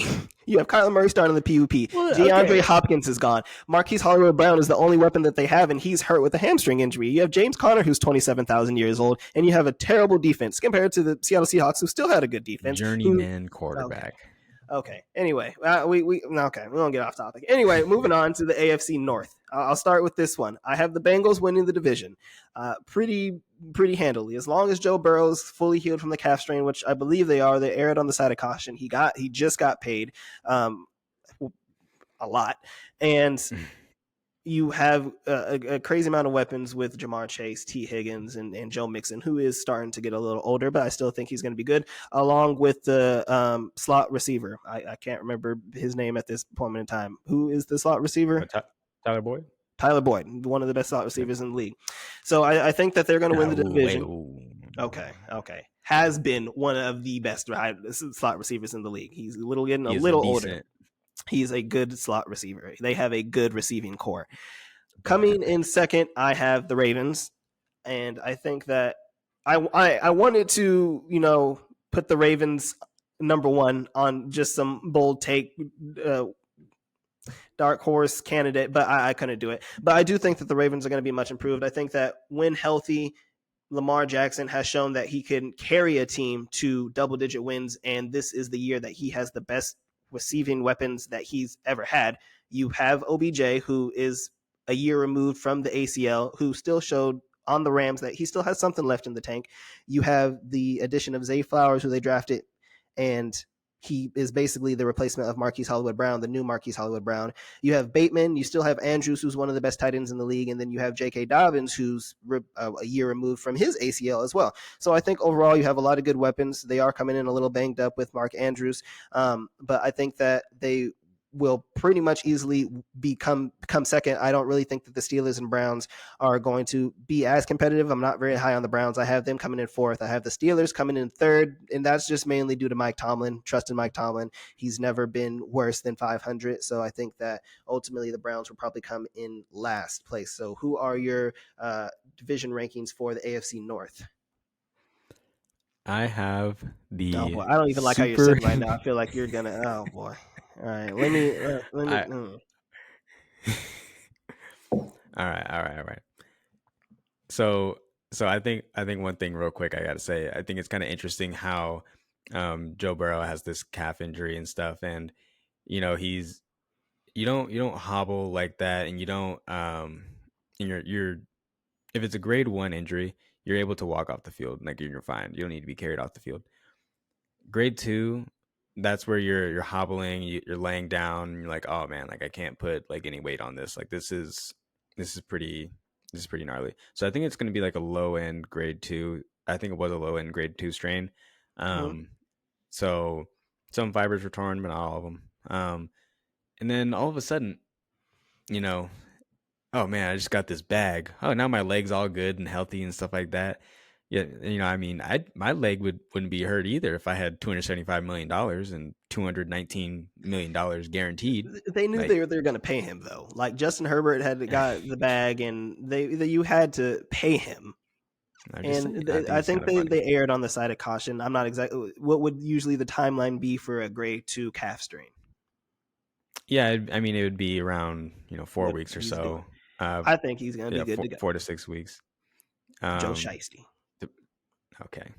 Um, actually, it's closer to 6 weeks for grade two. But anyways, if it was grade one, then it'd be a little bit less, obviously. But moving on, I think that Joe Shiesty, ice cold Joe Burrow, is going to lead the Cincinnati Bengals to the Super Bowl. I'm calling it here, right now. The Cincinnati Bengals are going to be your Super Bowl champions. You're getting a little Point ahead of blank, ourselves period. there, Drew. Okay, all right. Point So blank, period. you have them winning the division. 100%. Who do you have coming in second? It's got to be Baltimore. I really like what they're doing with new offensive coordinator. Said he's gonna bring back the Louisville version of uh, Jamar of Lamar Jackson. Yeah. Um, and so I think that they're gonna be slanging that thing around. And now the problem that I have had with Baltimore, and because I wanted to pick them to go pretty deep this year, but I just couldn't get around to it because of even though they got weapons, they just aren't good enough weapons. Zay Yeah. Flowers is going to be really good. Odell he's there. He already hurt his Good ankle, locker room so presence. yeah, exactly. He's a good hype man. Oh yeah, I forgot. Um, Odell had the ankle. He was limited in practice. So Yeah, so I mean, he's already hurt. And I love my boy Odell, but I think we've already seen the best of him, and I think this is just like the Des Bryant, back when he played on the Saints, farewell. like yeah, just a Well, he farewell even tour. said something in the offseason, like if this doesn't work out, that he'll probably end up retiring. He's Yeah, only on a he should one just year. They go. gave him the bag. They'll keep 1 year for 15 million or up to 15 million. This is pretty a pretty good pay for a receiver, especially coming off the injuries and things like that. So I agree with you, though. I don't think Yeah, that their weapons are all that great. I do like Mark Andrews, but again, he's coming yeah, in banged up and things like that. So we're running a little long, so I'm going to speed this up a little bit. The AFC South, I hope that this isn't really much of a discussion. I think the Jags are coming out of the AFC South. I think they're going to be the only team to make the playoffs in that division. I think Trevor Lawrence does take another step forward. The addition of Calvin Ridley, who, from everything that we've seen in training camp and the preseason games, still looks like he has that wide receiver one ability. And then you still have Christian Kirk and Zay Flowers and Travis Etienne. So I think that they're going to be a good offense. I think the Titans are going to surprise some people. I think that they might have some upsets where they kind of have some scripted games with Derrick Henry running the ball and then setting it up for play action. I think that DeAndre Hopkins still can have one more solid year of being like an elite type receiver. Another big body kind of to replace that AJ Brown role that they used to have that they thought that Traylon Burks was going to replace.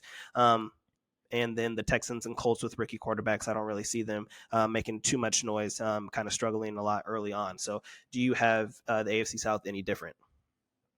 No, pretty much like you said. I think that Trevor Lawrence is going to take a big step forward, as we saw towards the end of the season.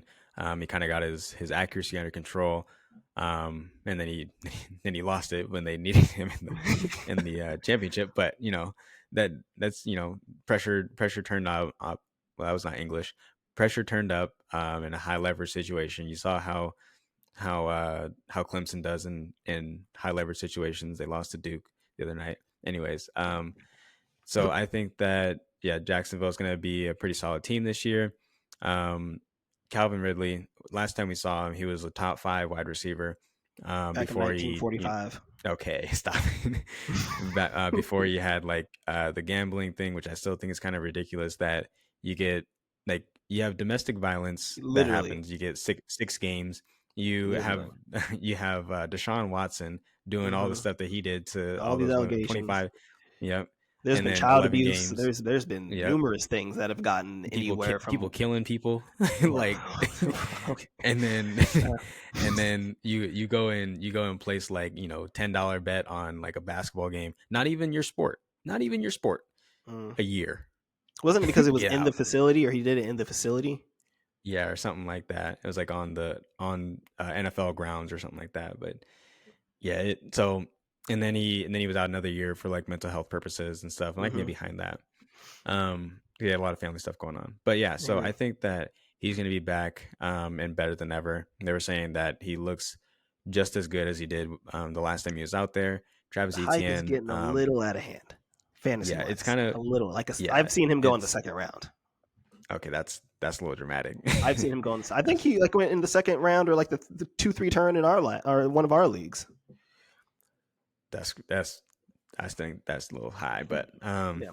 but yeah, and then Travis Etienne, going to be another 1,000-yard rusher, and I think that he's going to push for a lot of receiving yards as well out of the backfield. They're talking about Tank Bigsby being that goal line back. I mean, with a name like Tank, I agree. it just They makes haven't sense. utilized that, which is surprising because they come from Clemson with Trevor Lawrence and the coach and all that kind of stuff. But they really haven't utilized Travis Etienne from a pass catching perspective as much as I thought they were. He's getting like the same Yeah, amount of receptions as running backs that we don't talk about liking with receptions, like Pacheco and things like that. So that was a yeah. little Which surprising. is So why maybe this year, I don't know.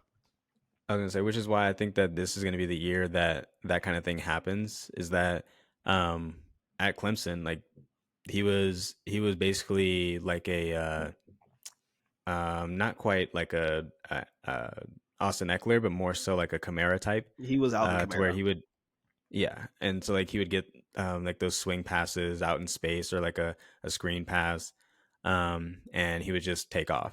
Hmm. But I mean that also could be a product of past Jacksonville teams haven't really been known for their great play calling, so that maybe that's the thing that they do more this year, hopefully.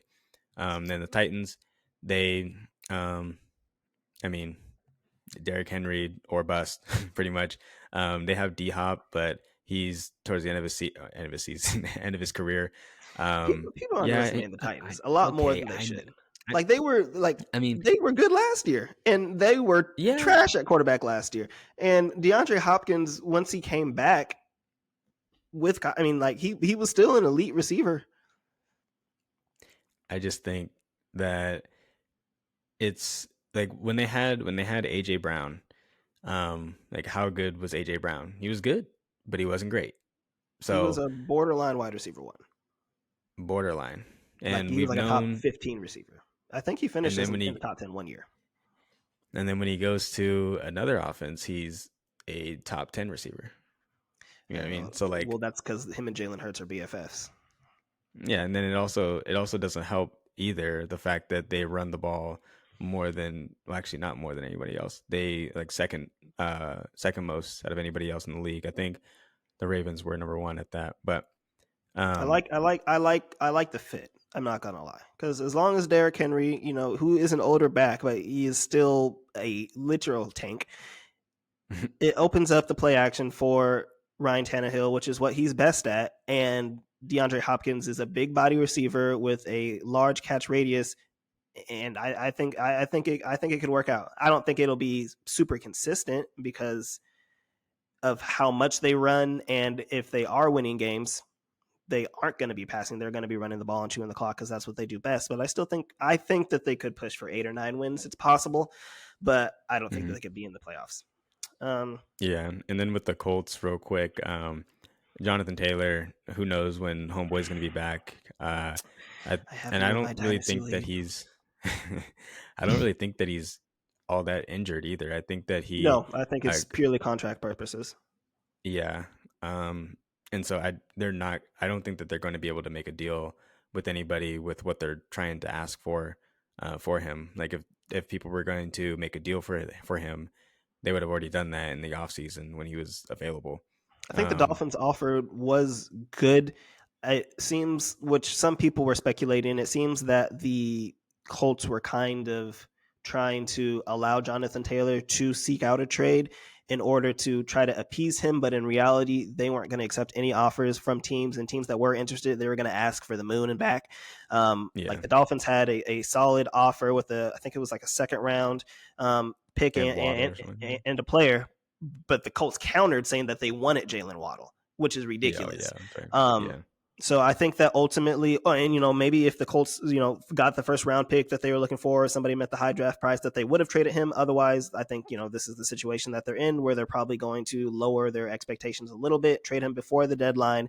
But I think that ultimately the Dolphins would have been the best offer that they got, because they were in disarray with the injuries to Jeff Wilson, with Raheem Mostert already being old and injury prone as I don't know what, and Devon Achane already injured and stuff like that. So I think that this would have been the best opportunity, and honestly the best landing spot for Jonathan Taylor. And I'm still hoping that he does work his way to Miami, but it seems like it's very messy. And was the Colts owner Jim Irsay? He's I'll call him little old fashioned, if you know what I mean. I think Yep. that, the little traditional and not in the best way Uh-huh. possible. So he Uh-huh. gives me bad vibes. I'll just say that he gives me Yeah. bad vibes, and I I would not want to I play for see either. it. Which I is, see it. I would feel some type of way if I was like Josh Richardson or something like that. A high profile draft pick, and kind of just Anthony seeing how they Richardson. treat. I mean, I'm not. Anthony Richardson, sorry. Yeah. He's not a running back. The running back position has been so undervalued as of late. It's really unfortunate. So the running backs that did get their bags, congratulations to them. But a lot of the great running backs like Saquon and Josh Jacobs and Jonathan Taylor are really finding it hard to kind of break through that hold. And they're it just basically, you're going to get ran into the ground on your rookie contract. They're going to franchise tag you for a couple times, and then by that time you're 27, 28, and they're like, nah, we're good. So it's really unfortunate. Mhm. So hopefully something will happen. Maybe Bijan can change that. um but yeah, so moving on, let's talk a little bit about the playoffs. You kind of touched on your picks earlier, but conference championship, let's just go there. Who is going to be in your conference championship? NFC. All right. Um so for the NFC, we have the what? I don't. What? I Go ahead. So obviously, it's going to be the 49ers playing against the Dallas Cowboys. Okay. Okay. Explain that to me. Explain to me which of them is going to beat the Eagles. Um, well, the Eagles are obviously going to win like 10 game or 5 games this year. No, just Yep. playing. Anyways, but no, the so I figure, I figured, the one seed is going to be the uh 49ers, right? with And 12 then wins. I, yeah, Okay. yeah. And then You sound really confident, Drew. okay, okay, okay. Maybe the two seed, maybe the two seed. You're right, you're right. Maybe two seed, two seed, two seed. Okay, and then yeah, because that's how that would have to work. So one seed, you can give it to the Eagles. Two seed 49ers, three seed Cowboys. Cowboys beat the Eagles. Then the 49ers, they'll probably beat, I don't know, maybe like the Saints, something like that. Maybe probably not the Saints. Probably like the Seahawks or something like that. Seahawks Mm-hmm. or Saints. I don't think, yeah, Seahawks or Saints. Okay. Um, I don't think that the Lions are going to make a deep run. I think You don't think so that either? I think that they're still building. Um, Mm-hmm. they have a lot of good pieces, but their defense is still not quite there. It's solid. Don't get me wrong, it's solid, and they showed that they could play with the best of them. But I still don't think that it's up to par. Obviously, I'm joking when I say that it's going to be the Saints Mm-hmm. that are that are up there. Maybe, maybe who knows? The Lions need one But more piece. They need one more receiver. I think. I think Amon Ross St. Brown is a great uh, possession receiver, but I think they need somebody to that they can mhm. air it out or something like that. I don't And think Marvin Raymond is Jones is the not the answer. answer. And Yeah, who's the other one? The other receiver? Marvin Jones didn't play well at all yeah, last he's not the night. answer. But I think it's is it Khalif Raymond who is Oh the? yeah, Oh Khalif no, Raymond. Josh Reynolds. Josh Reynolds. I'm sorry, Josh Reynolds. He Well, it's had both of them. 6. Yeah, agreed. So, yeah, okay. I don't hate your pick, I guess, but my NFC Conference Championship is going to be a divisional rivalry, and it is going to be the Eagles in Dallas. I think it'll match up similar to what it was last year, and that Dallas will end up beating the 49ers in order to meet the Eagles in the NFC Championship. You know how I feel about the 49ers. I think that they're going to make a decent playoff run. And I'm just not completely sold. And then I do think that I would choose the Cowboys this time over the 49ers. I don't know. It was a weird game last. It was a Oh, I defensive. thought that they had all these things going on, and then they got all these They injuries, can win and one game. I told you. It's not like you act like I had them for like 4 wins. I have them and for then 11 wins they making the playoffs. I don't think have their that they offensive will. coordinator.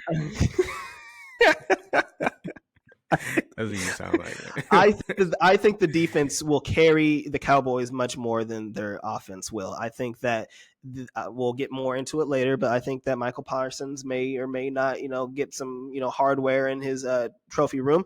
I think that the addition of Stephon Gilmore to be able to be another cornerback along with Trevon Diggs, you kind of have more of an intellectual cornerback, and then you have a cornerback that's more of a risk taker in Trevon Diggs. I think that, and their pass rush is elite. I think that they'll be able to beat the 49ers. I think that the 49ers going to battle through injury all year and possibly into the playoffs. So I think that it will be the Eagles who will be the number one seed and face the Cowboys in the NFC Championship. And I do have the Eagles winning that game. So with your Cowboys 49ers, I'm assuming, have the 49ers winning. See, I keep on going back and forth between that. I I don't like understand I how can you see can value the. I don't I understand the Cowboys over the Eagles pick. I don't understand. It's like I think the Cowboys are a well, slightly dude, lesser version than the Eagles. it's a more of like a rivalry thing. Like it makes no sense how like the Cardinals always win a game against the Seahawks, or like the Seahawks always win a game against the 49ers or the Rams or whoever. Yeah, I think Like they'll they split. I always think they'll split the games in the regular season. yeah, and so it's just one of those things where it basically is like a head to head matchup that they're I got a good sense of familiarity that benefits the underdog, which is going to be the Cowboys. So I'm taking the Cowboys in that matchup, but in the Eagles have championship, so I'm many more taking wins to win. that's fine. Okay. They just need one to win. They like the Yeah. Cowboys just need one to win. So Dak Prescott's um going to do his best Kadarius Toney impression. He's with us. okay. Okay. But yeah, I think 49ers, they make it back. It's really hard not to pick them to make it back this year, even though I know you're hating out there with all their injuries and stuff like that. Yeah, sure, Them whatever. winning a It playoff game. happens. Huh? I have them winning a playoff game. Again, you act like I have them 4 wins. I have them one of the top four That's teams the way you. in the NFC. That's the way you talk about them. The way you talk about them like they're next to the I said Cardinals. 11 wins. I said they're going to be an 11-win Mm, team with the Seahawks, and it's going to be a tiebreaker. I think that's more than fair. mm. Anyways, So you got 49ers in the Super Bowl. Yep. And then out of the AFC, my AFC championship is a rematch of the Chiefs and the Bengals. I think that the Chiefs are going to struggle, but ultimately I think they're going to put it together. I think Travis Kelce will come back and he, will still be elite. I think they're going to figure out some wide receiver that they can trust a little bit to catch the ball. Instead of having the ground catch the ball all the time or the other team. And then I think that ultimately they will come to an agreement with Chris Jones for that contract to be able to improve the defense. And Patrick Mahomes being Patrick Mahomes, they've gone to 5 straight AFC championships, and I think that this will be the toughest year that they've had, but I think ultimately they will get there. I have them going against the Bengals, and I didn't want to get too much into it when you said it, but I also have the Bengals winning this time round, leading by Joe Burrow, and I have Eagles Bengals in the Super Bowl. Who is your AFC winner? You already said that you had the Bengals in the Super Bowl, but who do you have them playing in the AFC Yep. Championship? We see it pretty similarly. I wanted to so hard pick the Bills, I wanted to pick the but I Chargers. just I really just couldn't. that's gross, dude. I just couldn't do it. That's like I that is want the foul. Chargers to be a dark horse team so bad because I really like It Justin is. Herbert, but I can't do it. I couldn't even have the Chargers winning a playoff game. So I almost Yeah, picked the Bills instead. But yeah. yeah, I think I don't know. It's call it chalky, but I think that I don't know. I live and breathe, and Patrick Mahomes is still Patrick Mahomes, and like when Kelsey comes back, he's not going to be out the whole season. Like he's going to come back, and the Oh, he's games that they playing have next week. coming up, eh, maybe, He's playing next week. maybe I'll give him my even if knees. he They're not the greatest, but okay, you know.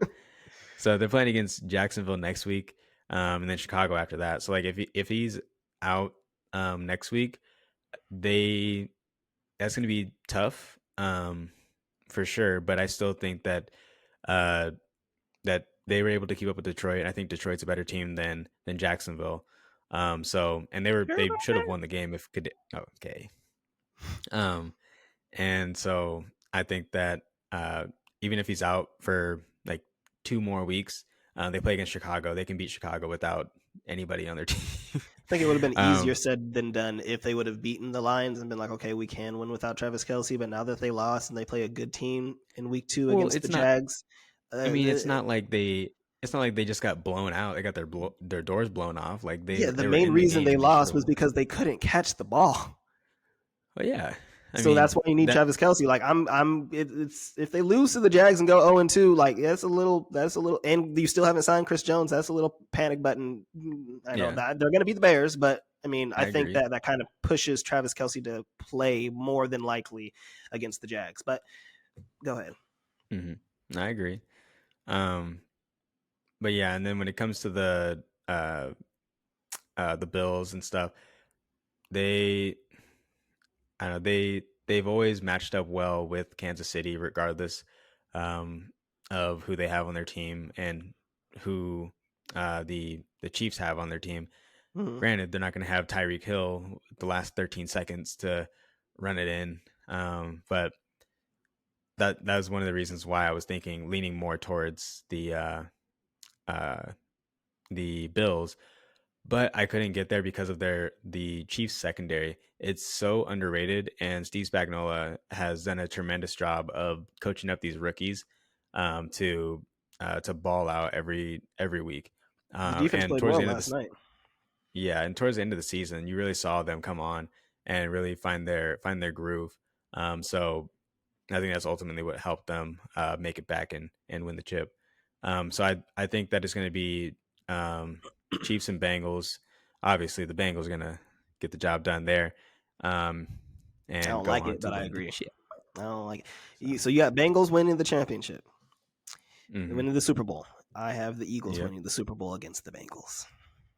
I Mm-hmm. think that Fair enough. ultimately the Bengals defense is not comparable to the Eagles. I think that their offenses are comparable, but I don't think that We'll see. I don't think they're How equal. good. We'll see how good the Eagles defense really is after playing against a bunch of scrubs last year. So Okay, they played against so many backup quarterbacks, they like the did. teams that they played with. So like, yeah, we'll They see how did. good they really are. Obviously, Okay, like they're good, but yeah. So gonna go through these awards real quick. So real quick, who's your MVP? Maybe who's in your top three or your finalists, and then we'll kind of do rapid fire. So you go first. Who is your MVP? MVP, it's got to be Joe Shiesty. He's going to be slanging that thing all day long. And I think that they're finally going to be able to use Joe Mixon in an efficient manner instead of having him rush for like 2 yards a carry. Their offensive line's improved finally. And he's not just going to be on his back the whole season. I thought about Lamar Jackson because they're going to be opening it up this season as well. But I I got to go with Joe Burrow. And I couldn't go with Patrick Mahomes anymore because I mean he already won it last year, so I mean I just can't go back to back seasons with him. But Yeah, I agree. I think that Joe Burrow will win the MVP this year again, as long as he stays healthy. I think Patrick Mahomes is still going to be finished second or third. I think that the script would have been right in place for it if they would have won this game, without Travis Kelsey, with a whole bunch of not nobodies, but not great receivers, and with no Chris nobody's. Jones, Patrick Mahomes finding a way to win that game. I think that would have went towards kind of his MVP getting off on the right foot, but I don't think that's going to be. I think that Jalen Hurts is going to have another great season. I did want to say Lamar Jackson and Justin Herbert as potential dark horses for MVP. I just ultimately don't think they're going to win enough games. I don't think the Ravens are going to win their division, and I don't think the Chargers are going to win their division. And I don't really see the MVP coming out of a wild card.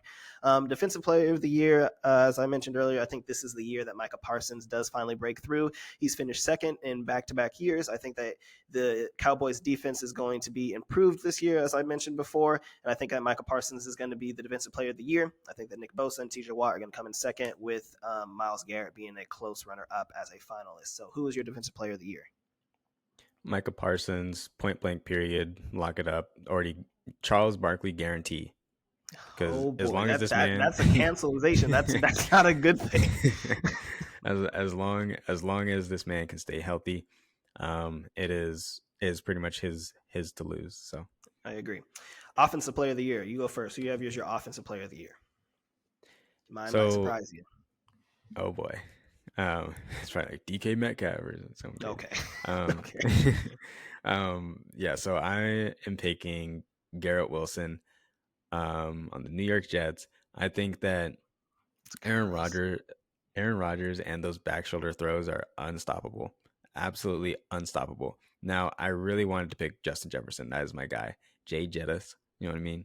Mm-hmm. But I, I mean, don't get me wrong. Like he's still gonna, go off this year. But I just think that, um, I don't think that he's gonna be able to push for at nearly as many touchdowns as Garrett Wilson will. We saw what happened with when Devonte Adams was working out there with almost called him Garrett Wilson with Aaron Rodgers, and I think it's going to be more of the same. When Aaron Rodgers finds a receiver that he loves and likes to work with, he always just hyper targets them, and it's just every possession, and he always puts it in a perfect position to where only the receiver can get it. So Question. I'm not knocking your pick. I don't think it's a bad pick at all. I think that Garrett Wilson could easily finish if he has a whole bunch of touchdowns, because I think that he is going to be the primary target. Um, did Devonte Adams ever win Offensive Player of the Year under Aaron Rodgers or with Aaron Rodgers? no. Okay, I honestly couldn't remember, because I was thinking about like Michael Thomas, and obviously Justin Hmm. Jefferson last year and things like that. Yeah. Okay, are you ready? My Offensive Player of the Year, I do have Justin Jefferson coming in second. I have Jamar Chase coming in third. My Offensive Player of the Year, and I believe the receiver that will push for 2,000 yards if his quarterback stays healthy, is Tyreek Hill. Oh boy. I really think so. Like, he had about 1,700 receiving yards last year, and that was without Tua for about 5 games. I think that if Tua stays healthy, there's no reason why Tyreek Hill can't push for 2,000 yards. And if he pushes for that, I don't see how he can't be the offensive player of the year. It may come down to wins. Obviously, last year with Justin Jefferson, the Vikings ended up being about like a 13-win team, so that kind of went towards the offensive player of the year voting as well. But I think the Dolphins will win enough games, and that will be because of Tyreek Hill. Is why I think that he will win Offensive Player of the Year. Offensive Rookie of the Year, I am going with the chalk. I do have Bijan Robinson. I had some consideration with Jahmyr Gibbs.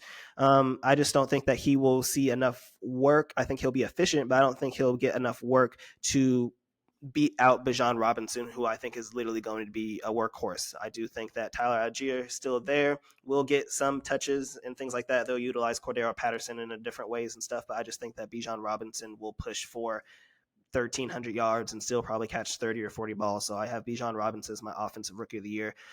Who do you have as yours? One quick side note on the Devontae Adams thing.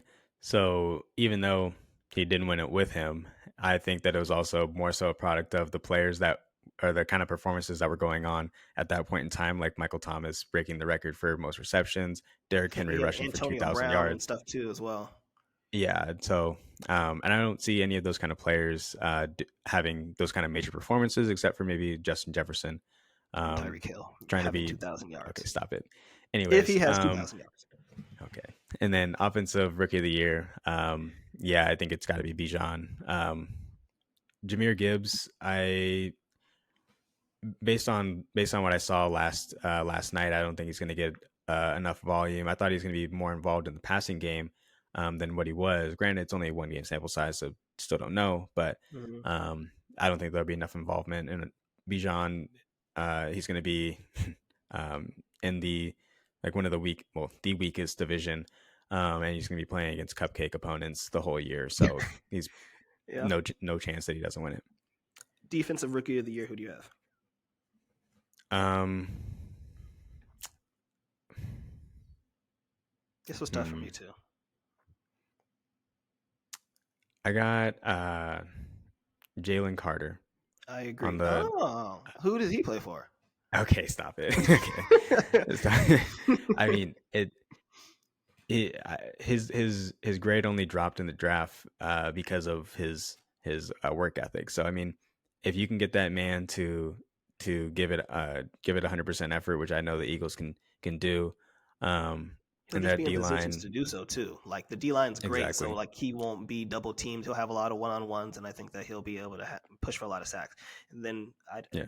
Will Anderson was my runner up, but Yep. Same. I don't know. I mean, it could be like an Aiden Hutchinson situation, even though the Lions did finish pretty well when it came to wins last year towards the end of the season, but like I don't think that the Texans are going to be competitive or good at all. So even though Jalen or Will Anderson can be a good defensive player, I don't know. I don't think that he's going to get him enough notoriety.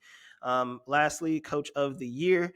A little bit based off last night, I got Dan Campbell. I don't care. I think the Lions are going to push for 9 or 10 wins, and if they do that, I don't really see how they can't give it to Dan Campbell, kind of turning around a team that was literally one of the laughing stocks of the NFC.